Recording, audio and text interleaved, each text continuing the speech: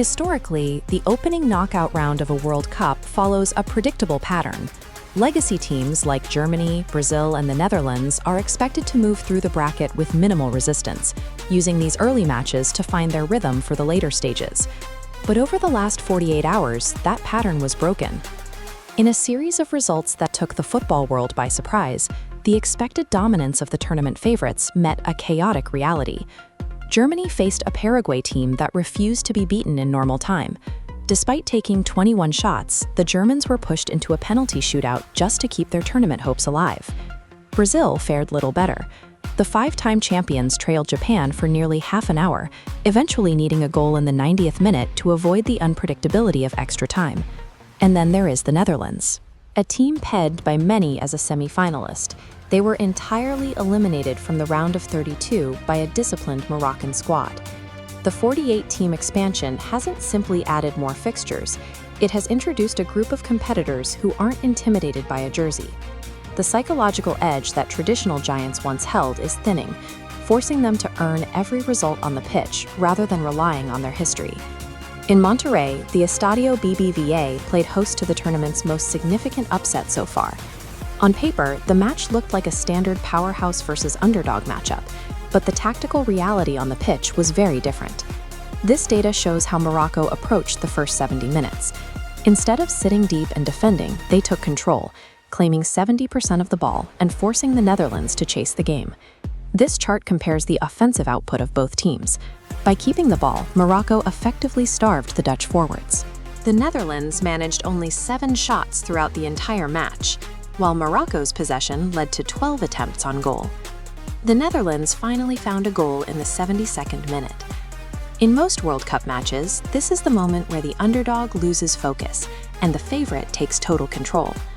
Morocco did the opposite. Instead of retreating, they used the goal as a signal to increase their intensity, maintaining their tactical shape and continuing to push the Dutch defense back. For a modern underdog, controlling possession is a way to dictate the physical pace of a game. It is also a method of creating frustration, forcing a favorite opponent to play without the ball for long stretches. That frustration peaked in the 90th minute.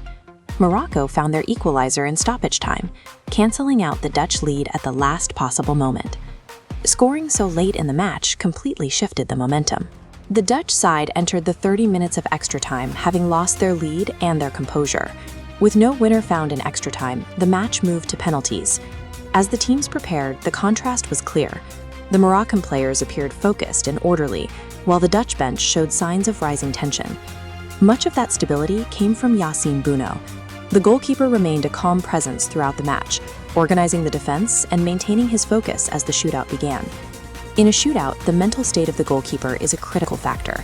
When a keeper appears difficult to beat, the weight of the moment shifts onto the person taking the kick, often leading to unforced errors. Morocco's victory wasn't down to luck.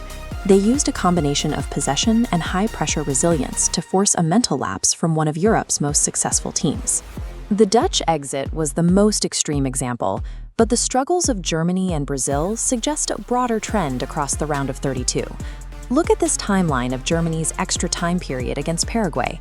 In just 12 minutes, the German players were shown 5 separate yellow cards, a high volume of bookings that suggests a team losing its tactical discipline under pressure. Brazil faced a similar challenge in Houston.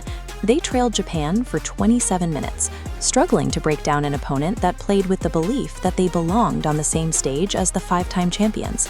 The contrast in these mental states is becoming clear. While emerging nations play with the energy of having nothing to lose, the established giants are making high-pressure mistakes. The bookings and the time spent trailing indicate that for the favorites, the fear of an early exit has become a tactical burden. This tournament has shown that the concept of a safe game no longer exists. For the remaining legacy teams, a high ranking is no longer enough to guarantee progress. Historical reputation is no longer a shield. Every surviving team now faces a reality where every match is as intense as a final, and no one is safe from an early flight home.